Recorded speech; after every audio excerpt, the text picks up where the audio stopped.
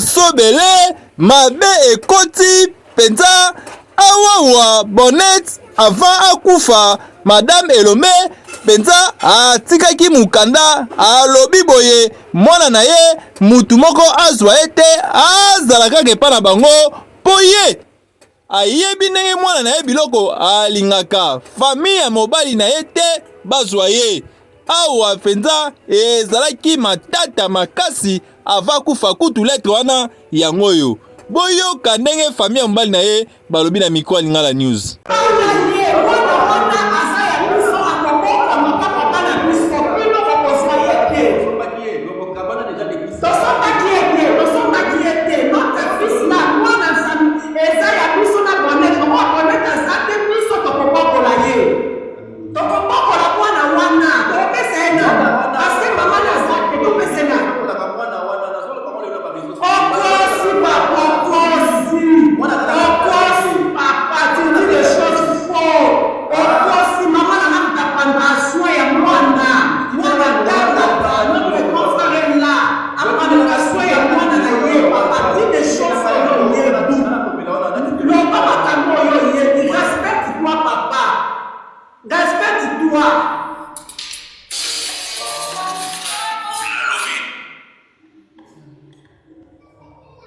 Ba commentaire bino mo bolobi ngana zaki ma boluba na sezali famille madame famille ya mobali ya madame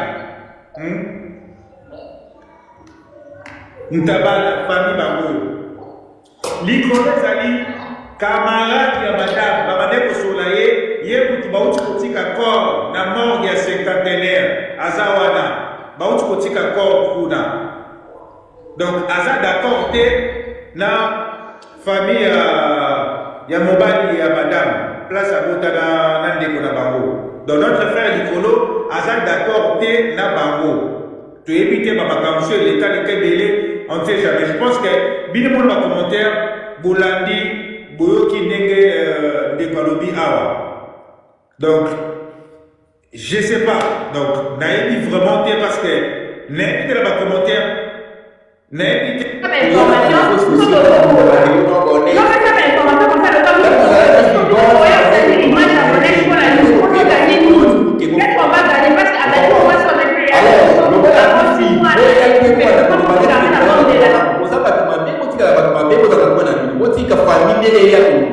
mais bien même famille voilà droit sur les réseaux sociaux pour pas comme abonner ça je vous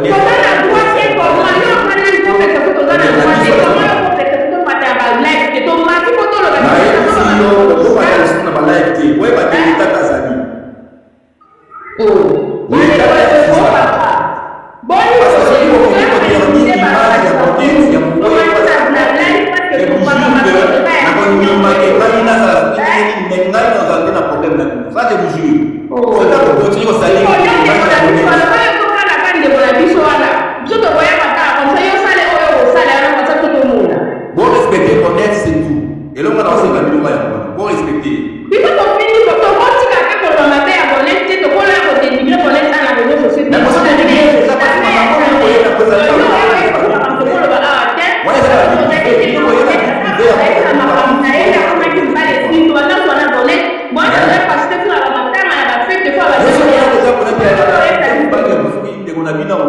Déjà. Bon, dans la TikTok, il y a des amis. Donc, le TikTok, il y a madame. Attends, photo, il y a commentaire pour le banane. Na TikTok, il y a madame. Quand la page TikTok, il y a 1 million d'abonnés dans la carte. Est-ce que tu as déjà dit que tu as dit que tu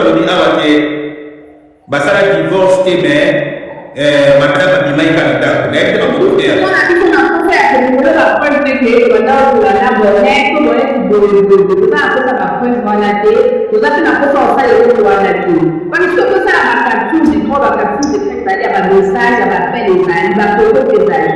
Mais que quand on a fait rien, on a vanité, dans les autres côtés, on doit être on est peut-être voilà, ça veut dire espèce ça, la vie, on est à côté. Et si là, et si mal, et si là, même sur la vie normale, c'est la dame de la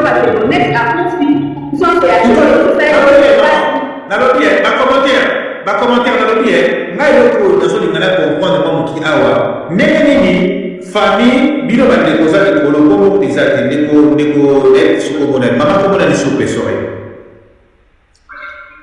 Mama. Bon, maman na biso azali awa. Bango balobi babande kosula. Pardon? Comment maman Rebecca? Ok, maman Rebecca lobi babande kosula na madame bien parce qu'azali bon, parce que moi na azana kati to kenenga bongo. Parce que moi na azana kati abota na ndeko na bango bando sula. Alors que c'est sa famille qui devait jouer cette date.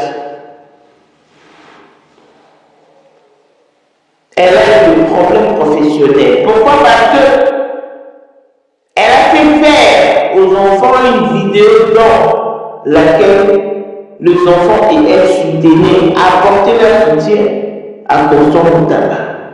Dans le norme scolaire, elle n'avait pas droit. C'est vraiment une faute grave. Parce que la loi interdit d'instrumentaliser les enfants. Voilà pourquoi elle a été suspendue. Et cette vie-là l'a manqué maintenant et puis elle a eu des problèmes psychologiques. Ce qui est tout à fait normal. Ce sont les proches qui ont divulgué ces informations. Mais moi, Seigneur, je m'attelle sur une base, sur des rumeurs, des spéculations. Tout le monde sait qu'elle n'était pas parfaite. Parce que personne n'est parfaite déjà. Mais le fait de vouloir la salir ternir son image à ce point, c'est ce qui est mythique.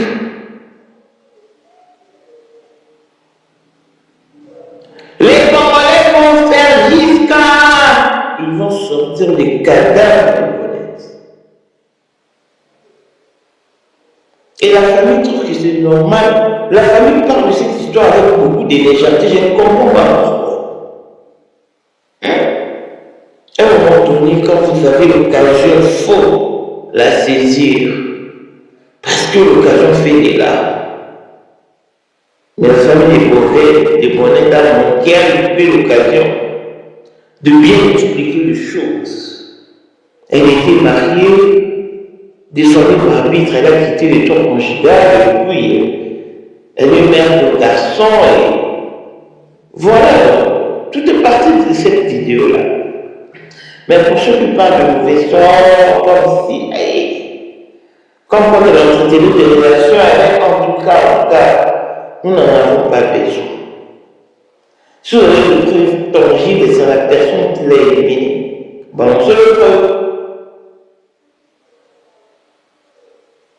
Que l'un de l'illustre disparu que pour en paix. Et si la famille aura encore l'occasion qu'elle dise ne serait-ce qu'un mot, parce que depuis qu'elle est partie, elle n'a pas encore totalisé. Un jour, au bout de quelques heures, on l'a déjà sali. Bienvenue sur Lingala News Vérité na Vérité Contact, nous sommes là. Babina Sali pour Lingala News, Tanga Masolo, boucle.